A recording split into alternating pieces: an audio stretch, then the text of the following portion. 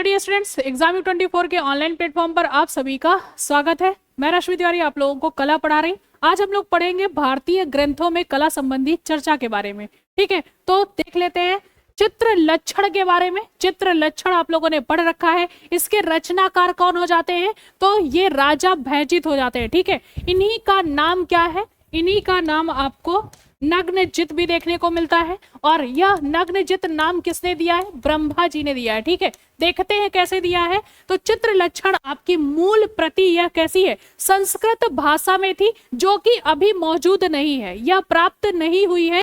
तिब्बत के तंगयूर ग्रंथ माला से प्रकाशित चित्र कला संबंधी महत्वपूर्ण ग्रंथ आपका कौन सा है? तो ये हो जाता है बच्चे चित्र लक्षण। ठीक है, यह ग्रंथ किस शताब्दी में इसका निर्माण हुआ है, रचना हुई है? तो यह 5वीं-6ठी शताब्दी में इस ग्रंथ की रचना हुई है। तब इसका नाम क्या था? चित्र विद्या के रूप में यह प्रसिद्ध था।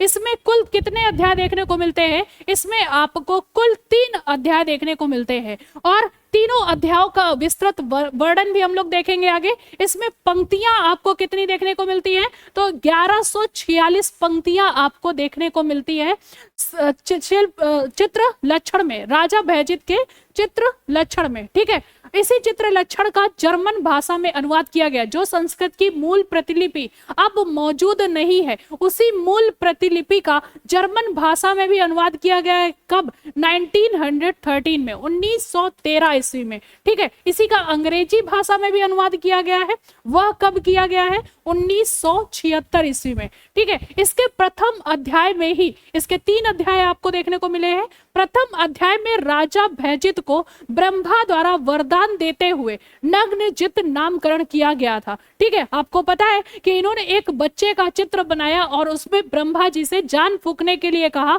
और ब्रह्मा जी ने वरदान दिया कि इसमें जान आ जाएगी। इसीलिए उनको क्या कहा गया? नग्न प्रेतों का विजेता भी कहा गया और ब्रह्मा जी ने इनका नामकरण क्या कर दिया? नग्नजित। ये वही है जिनका नाम राजा भैजित है। ठीक है, तो इन्हें भी मृत्यु लोक का प्रथम चित्रकार भी कहा गया। इससे पहले प्रथम चित्रकार कौन थे?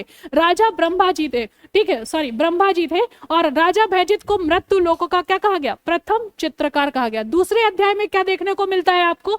तो दूसरे अध्याय को चित्रकला को दैवी उत्पत्ति बताया गया है। ठीक है, चित्रकला को दैवी उत्पत्ति इसी के दूसरे अध्याय में बताया गया है। तीसरे अध्याय को देख लिया जाए तो तीसरे अध्याय में किसकी बात की गई है?